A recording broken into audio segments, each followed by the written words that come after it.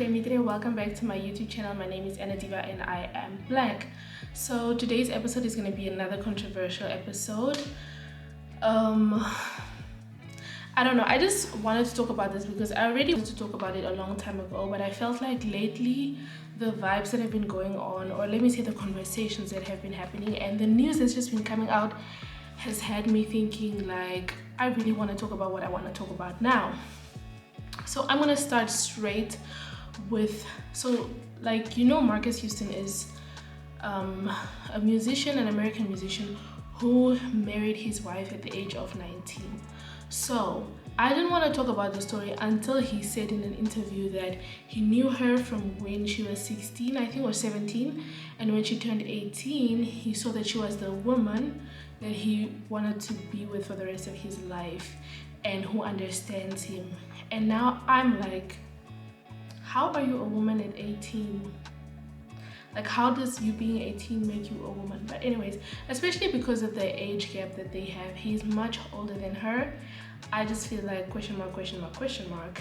And then I also feel like there's a lot of male grooming going on, especially when you listen to, I just don't understand why so many people openly say their opinions on podcasts. This guy who's like 40 years old or something said that he doesn't want to date a woman his age because they just have too much expectations. They expect him to be perfect, but with a younger girl, she's like more impressionable. It's easier to make her happy, you know.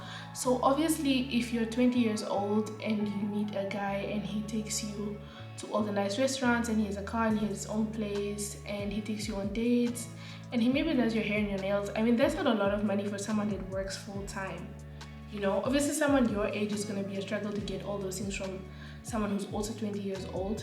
But if this person is 40 years old, they probably have like a managerial position or something, you know, they have a nice car. Usually these creepy guys that like groom younger girls, they are more well off than the average guy. So I also feel like that's a key factor in this whole situation. Like the fact that they have this money and they're able to do these little things for you. And if you know this, like especially in high school, I don't know if you guys, like where I grew up, for example, there were a lot of girls who were dating older guys. I remember there was this one girl who used to be picked up by her boyfriend, and she would tell people like that it's her neighbor and he picks her up every day after school. And it was just like, why, you know? But I understand because I also grew up in an environment like where poverty was rampant, and it's very easy for you to like be very impressed by stuff, especially if you don't have like a lot of money and stuff like that at your own house, or if your family is not that well off to get you like basic things that you need, you know. So I feel like it's very easy for you to be impressionable at a younger age. Like when I was growing up, the kind of people that I would date, like if I would date or someone like who's working is interested in me, he'd obviously come by your house with his car and he would maybe bring you snacks and offer to take you out to eat and all that stuff. And someone my age couldn't do anything but send me like $2 airtime. So, you know, it's very easy to be like impressionable, but I don't also think that it's just that. It's also like, if you look deeper into the situation, especially in the Black community, you will see that there's a lot of like, it's a trend in our community, especially the Black African community, because most of us don't like grow up having the best things, and those who do grow up still having the best things, you end up only dating like older guys because you feel like they have more maturity and they have access to the lifestyle that you want as a well-off child, you know. So obviously if you grow up like wealthy, you grow up, you see that like people your age mates, obviously they're all also in high school, university, most of them are struggling, they don't have parents who are well off as well to do the most for you. So you end up like, you know, going into the communities where you feel like men are more financially able to do stuff for you, or like to take you out and buy you nice things and all that stuff. And also what's funny is that like with this premise of like younger people are not as mature and younger guys are childish or they're, you know, difficult to deal with, I feel like that's kind of also a red flag because I feel like that's been the scapegoat of dating older guys. I also remember when I started dating, like I had a lot of people that would tell me like, stop dating these young boys, you need to like level up and date older guys and da da da. And I found when I was dating older guys, it was always like this person wants to tell me what to do and like wants to discipline me and mold me to be like some other person, you know? Like there was always this expectation of me to be more mature and not to be so childish and to be like, you know, like to be a woman. But I'm like, I'm 18, bro. I'm still learning life. Like, how can I be, you know, acting like your males, like your friends' girlfriends who are 25? Like, it won't never be the same. Like 18-year-old me could never act like 25-year-old me right now. And that's why I felt like it was easier to date someone maybe 2 or 3 years older than me. That's not that bad, because then they kind of understand where I'm coming from. But older than that, it was very hard because this person would like put so much pressure on you to act their age so that they can be comfortable around you. Like, it's wild. It's really, really wild. So also this idea, like, it was just strengthened by this book. If you haven't read this book, I recommend you read this book, okay? So this is the book Bear by Jackie Pamotse. She has also become famous based on like her telling her story of her life and all that stuff. So I don't want to spoil too much of the book because I want you guys to go buy the book. But in the end of the book, you know, in the last few pages, there is this postscript that she shares, basically just the love that love failed to love, right? And it starts with a caption where she says, "You've got to learn to leave the table when love is no longer being served."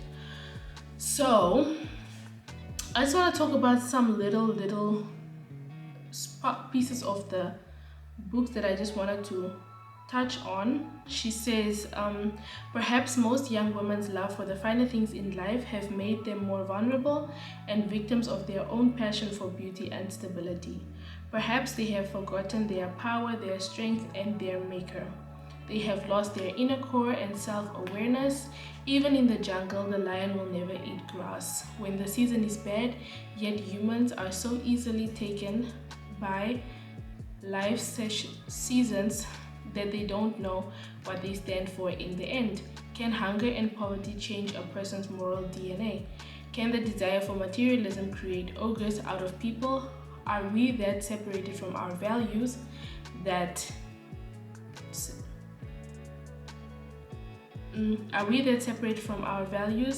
expensive handbags and fast cars can derail us from our source? Exactly. So it's not that we are separated from our values, it's more that we are forced to be separated from our values, especially growing up poor. Like if you read this book, she explains very well. I mean, because she explains the South African society, I feel like, but it's a good juxtaposition also for Namibian society, because we also got independence around the same time, and a lot of people did gain wealth after independence. So it's very easy, like for older guys, to take advantage of younger women, because we also have the same things like entrepreneurs, you know, people who become wealthy from tenders from the government, people who have close relations to people in the government, so they have wealth, and you know, all this stuff. So I feel like it's about also the background and the home of these younger girls that like makes them feel compelled to like date older guys, right? Because when you grow up poor, you don't really have a lot of access to a lot of things. And as someone who also grew up poor, like not for my whole life, but there was a time when we didn't have a lot of money, I think that you tend to associate your self-worth to how much your family makes or how much you earn, you know? Because also if you see like the way that people treat you when you guys are like well off compared to the way that they treat you when they find out that you are poor, you know, or the jokes that people make, or the kind of guys that you attract when you were poor, then you know, now that you're well off, or now that you have your own job and stuff like that. I feel like there is a lot of pressure when your basic needs are not being met. It's very easy for you to be susceptible to be interested or to be swayed by an older guy to date them or do whatever it is with them, you know. So I feel like with poverty also sometimes there's a psychology also of mothers being jealous of their daughters, or of some mothers even applying pressure on the daughter to date a guy who's wealthy or to date a guy who can take care of her. I remember I had a friend of mine tell me that, like, since she started dating her boyfriend, at the time we were like I think 19, her mom like no longer wanted to buy her like cosmetics and stuff like that, because her mom was like, yeah, you have a boyfriend now, why doesn't your boyfriend buy this stuff for you? And I just feel like that mindset that you instill in the child or in the young adult is what they start feeling when they grow up. You know, I need a man who can take care of me, I need a man who can pay my bills, I need a man who can do this and that for me. So automatically you will take the highest bidder.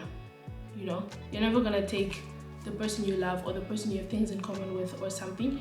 You're gonna take the person with the most money, you know. And I feel like, especially if you have to take care of your siblings, like if you're the first daughter and you have like already this thing of like sharing whatever you have with your siblings, or you have to take care of them because your mom is probably a single mom and she works and all that stuff, you end up just taking one for the team, you know, deciding that, okay, I'm just gonna date a guy now who's older because he can at least give me like 300 every month and I can divide it amongst myself and my siblings, and we can buy ourselves like the basic necessities or just things that our parents are interested in buying us. And I feel like things like getting your hair done, having at least a new piece of clothing or shoes, being able to go to the mall, to the movies with your friends, getting ice cream, going for kapana, stuff like that. I feel like those things, especially as a young person, like being able to do activities that other people are doing or having things that other young people have, affects your confidence in some way if you are not able to have it. So I feel like the pressure, you know, because you're like, now everybody is doing this, I'm the only one who hasn't done it, so you know. And I see it also with my younger sister. Like she will ask me, oh, can you buy me this lip gloss, can you buy me these cargo pants, can you buy me this shirt from this place, can you buy me these shoes, I really love these heels, you know, I want this because, you know, everybody at school is wearing that. And I'm like, imagine if she wasn't able to get it, but now everybody has it. Obviously you feel like, okay, I'm gonna find another way, or whoever, you know, swings this in front of me, I might bite the bait, you know. And I also feel like, to be honest, there are mothers who are aware that their children are engaging in stuff like that, or that their children are dating older men for this exact purpose, and they just turn a blind eye because they don't want to feel responsible. Because if I'm a mom and I tell my daughter, like, you know, this guy is 10 years older than you, why are you dating him? And she tells me, yeah, it's because he buys me pads and you don't buy me pads, you know, he buys me stuff, he gives me money to do my hair, to do my nails, he gives me money to go out to the club with my friends, he gives me money for my clothes. Like, you obviously wouldn't know how to take the blame or to acknowledge the fact that your child is interested in someone because you couldn't provide this thing for them. And this same conversation, or this little part, was also brought up in the whole R. Kelly debacle, when people were saying, you know, like, where were these kids' parents? A lot of these kids like offered their kids because they were like, yes, my child is talented, now they're gonna meet R. Kelly and they're gonna have like access to all this stuff, and you know, our family will be well off now because our kids are gonna get this money from signing with this guy or whatever. So if he mistreats them a little bit, like, I'm just gonna close my eyes because I want to be rich one day, or I want my family to be well off, or whatever, you know. And this is where I feel like sometimes there's like this, is it better to be a mom in situations like this, you know, and tell your child, like, I can't afford this for you, but I still want to like teach you these values in life? Or do you want to be a wife, like, you know, do you want to be like just more involved in you and your partner, a mother to your child, you know? Because I feel like sometimes as a mom you are like, I don't want to do this, you know, but because I know my husband will object, or my husband will probably put pressure on me because the kids cost so much money, I'm just going to keep quiet. And this also comes from, if you've watched Thicker Than Water on Netflix, it's a very, very nice series. I literally finished watching it Like I started at night and I finished it the next morning. But there's a scene, you know, where it's like the father's birthday. I think that's how the series starts.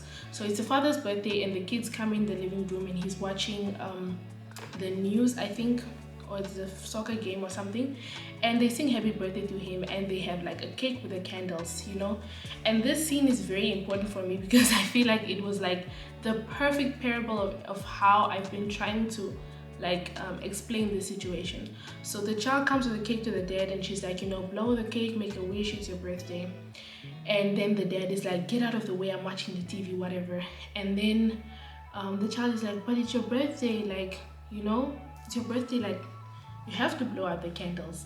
And the mom is like standing like in the corridor, basically, like she's not directly there, but she's standing in the corridor. And I'm like, in that moment she had the choice to tell the husband that, hey, you need to be a dad right now and you need to have this moment with your kids, you know. But she chose to be a wife and tell the kids, just leave, he can blow out the candles later. And I was like even thinking to myself, I was like, if that was me, what would I have done? And I told my friend who was sitting, I told Kanye, I was like, bruh, if that was me, I would have unplugged those cables. That guy was not gonna watch TV the whole day. The TV was gonna be off.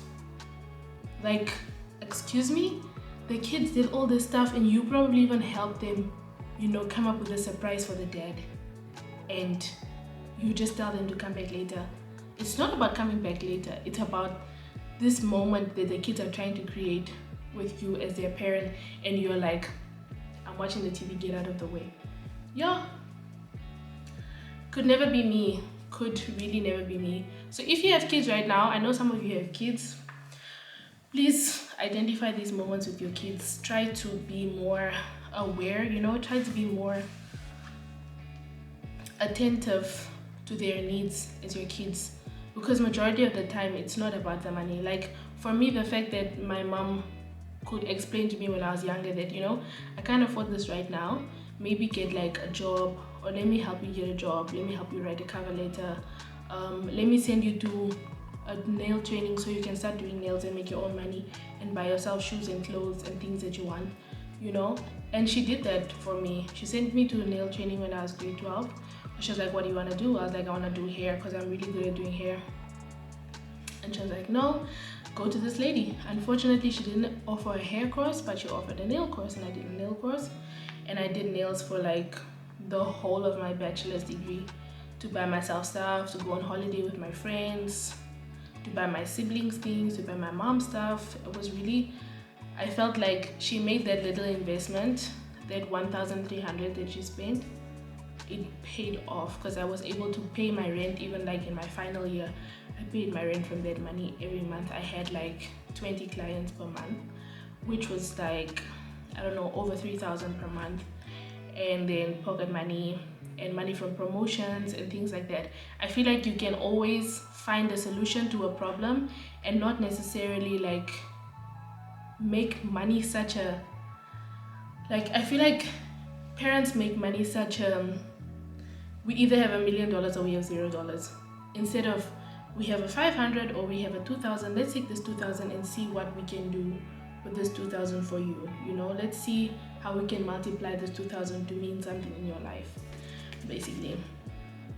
So I just want to end off this episode with another paragraph that maybe you guys can think about. I just really liked this book and the way that she really like, she told the story so nicely, and she really gives like a good perspective of how all this is done. Okay, so she says, guys, this book, it was like really hard to read in the beginning, but as it went along, I started being more and more interested, and I started like being more interested and being more involved in the story. So just to conclude this episode, I read, our young women are looking for a good time and a good life. Many men, on the other hand, are taking a daily overdose of Viagra and Cialis to be ever ready to give any young woman a good time any time of the day or night. Men with deep pockets are forever hunting for vulnerable girls. Their prey sometimes have no option but to become a sexual plaything so that they can put food on the table for their siblings. Others fall victim to the offers of a dream lifestyle that they've been hoping for all their young lives.